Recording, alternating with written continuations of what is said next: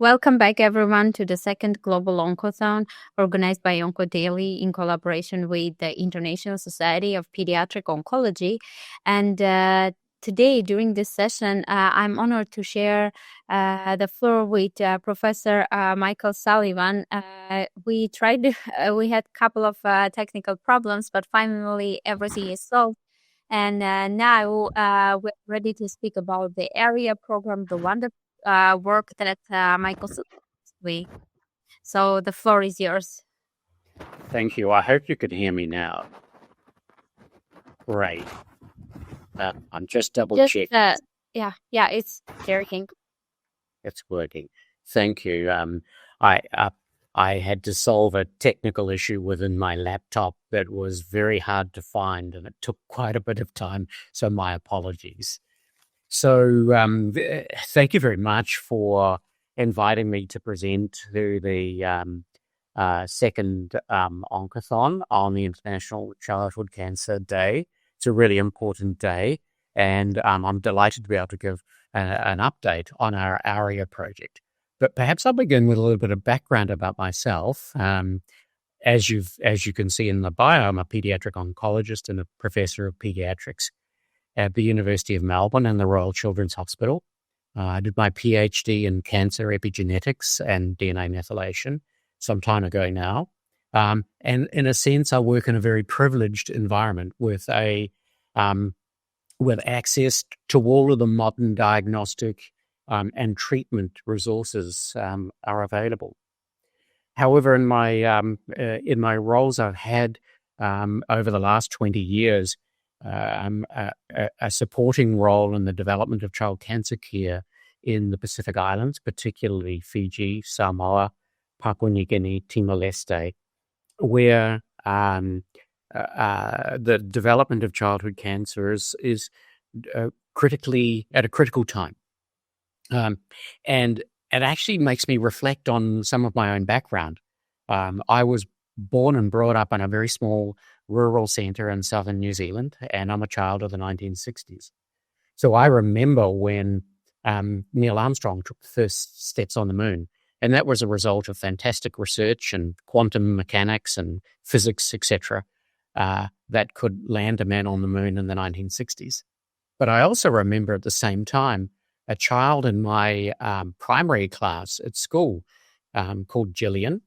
She became unwell one day, and she had a seizure and left the class. And we, as children in those days, people never really told you what happened.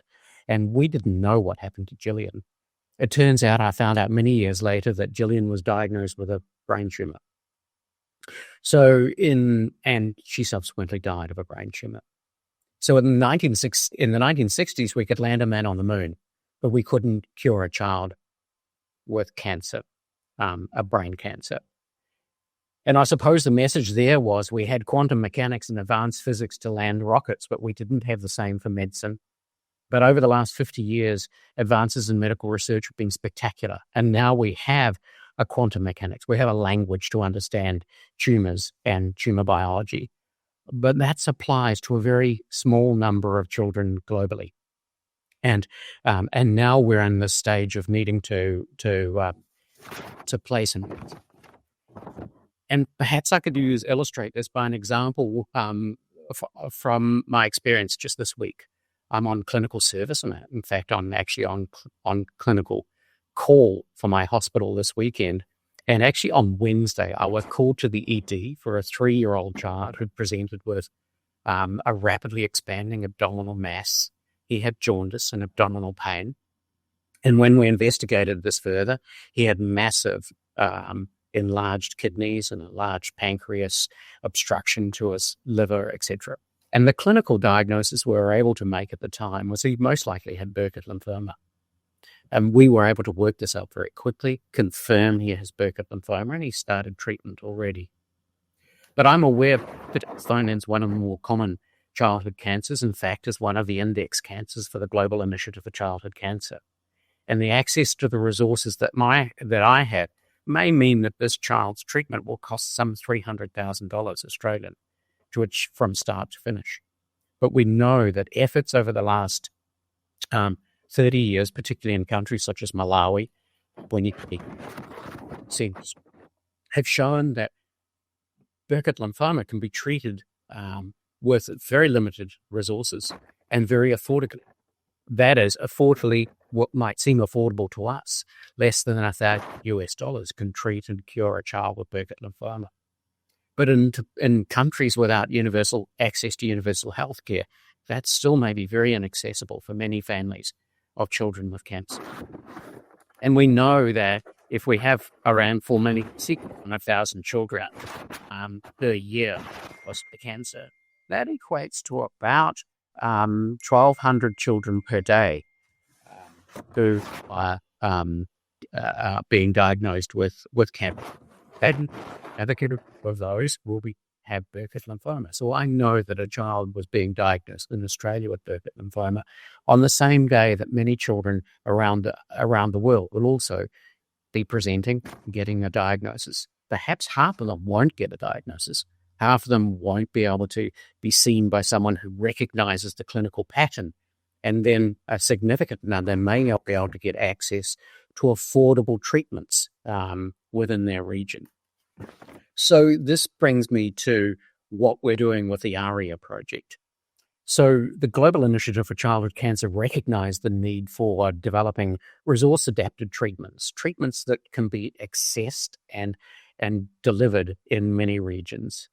So ARIA is a program that's been established. It's the Adapted Resource Implementation Application, and I co-directed with Nickhill Bhakta from St. Jude. And ARIA is a global effort to develop cancer treatment guidelines for the treatment of children with cancer wherever they may live and in all resource settings. So ARIA is a collaboration between 5 partners: SIOP, CCI, IPSO, PROS, and St. Jude, and we're enormously grateful to St. Jude for supporting and sponsoring the ARIA Coordinating Centre. And so our goal and mission is to develop and implement treatment guidelines that are safe, effective, and affordable within the resources available. That doesn't deny the aspiration for people. I found this on the web for. That doesn't deny the aspiration of many people who wish to, or many centres who wish to provide the very best available treatment for children anywhere that they can access. So what we've done is we've developed a methodology for cancer treatment guidelines based on the very, very best available evidence, adapted to a number of different resource settings, and so that we can then offer a menu of different treatment options that may be practical and implementable in a whole range of different settings. So what we have is together with the executive sponsors, SIOP and St. Jude, we've established a steering committee and the ARIA Coordinating Centre. And that is led by Monica Key.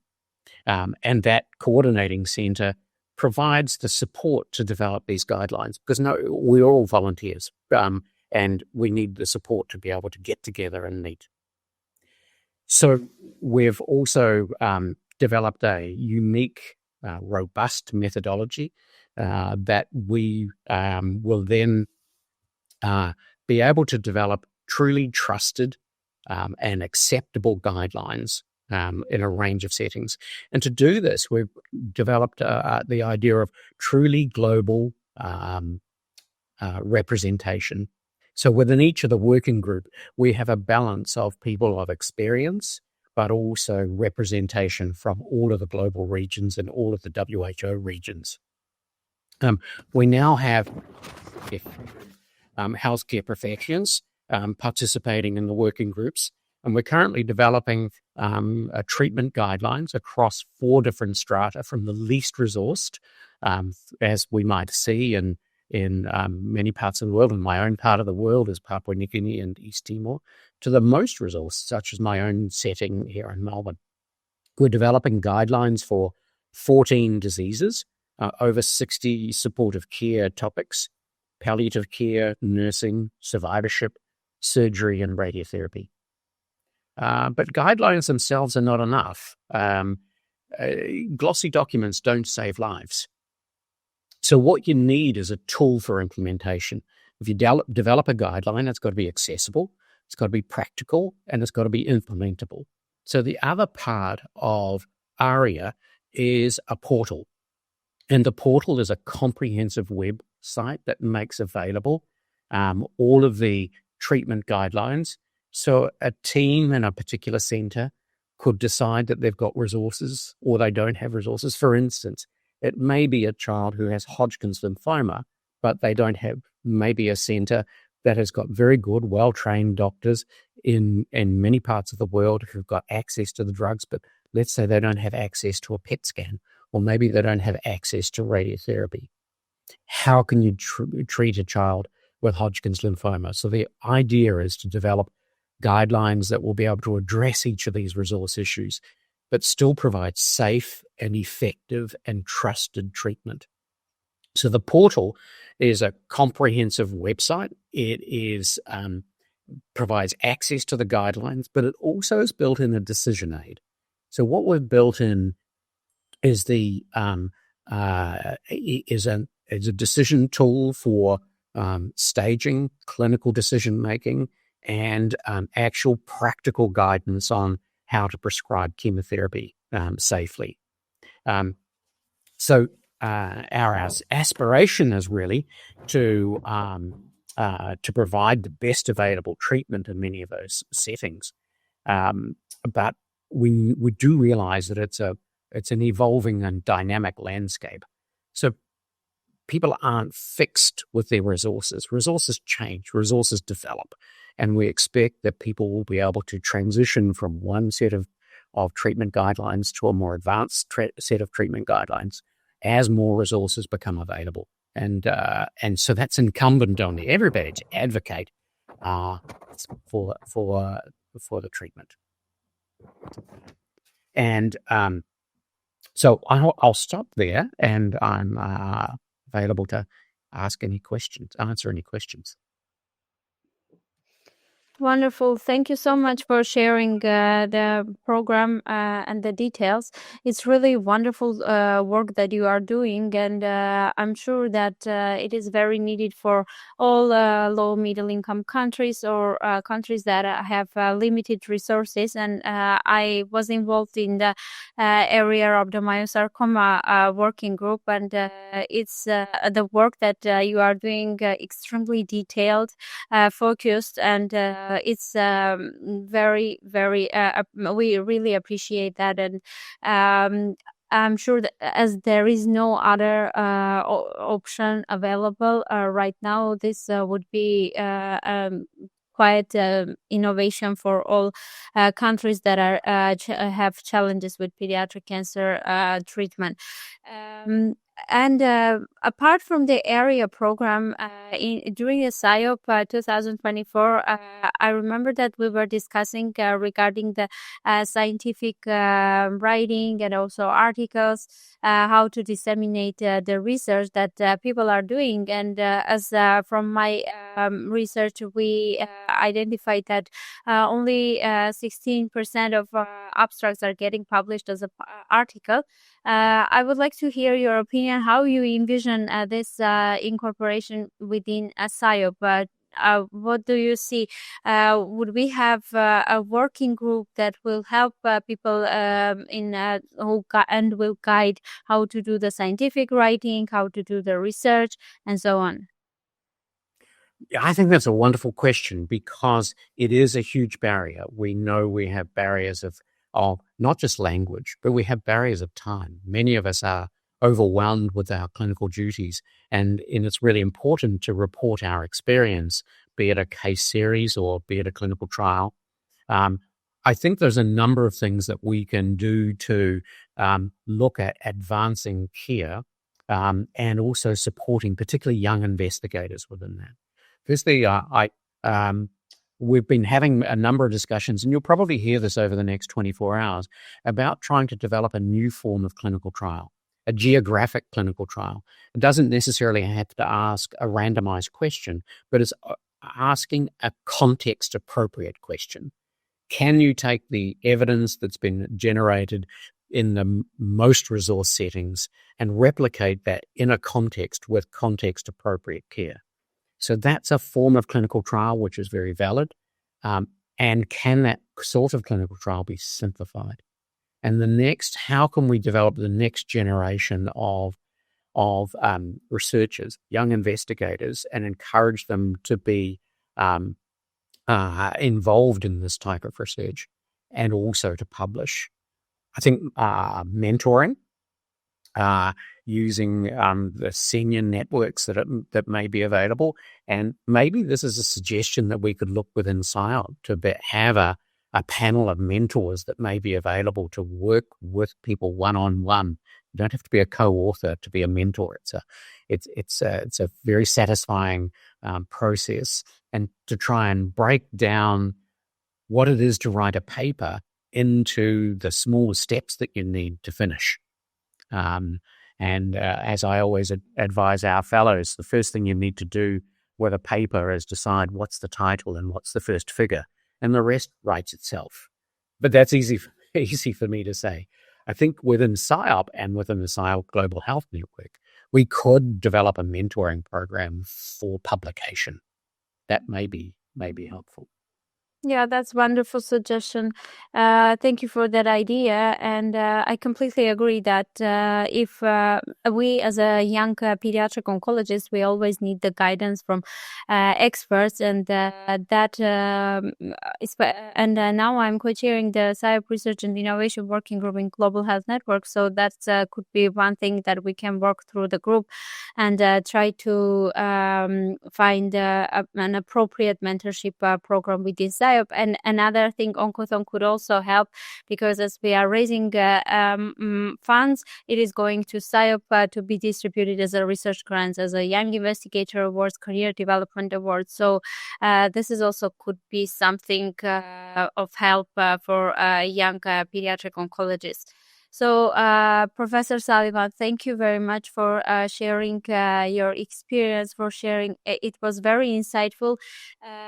I really looked forward to have discussion with you, and I hope that in future we will have common things to work on together as well. Thank you so much, and we'll close the session for the next one. Thanks a lot.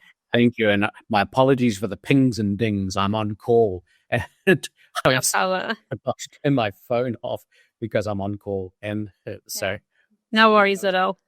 Okay. Thank you. It was wonderful. Best of luck for the rest of the day. Thank you. Thank you so much.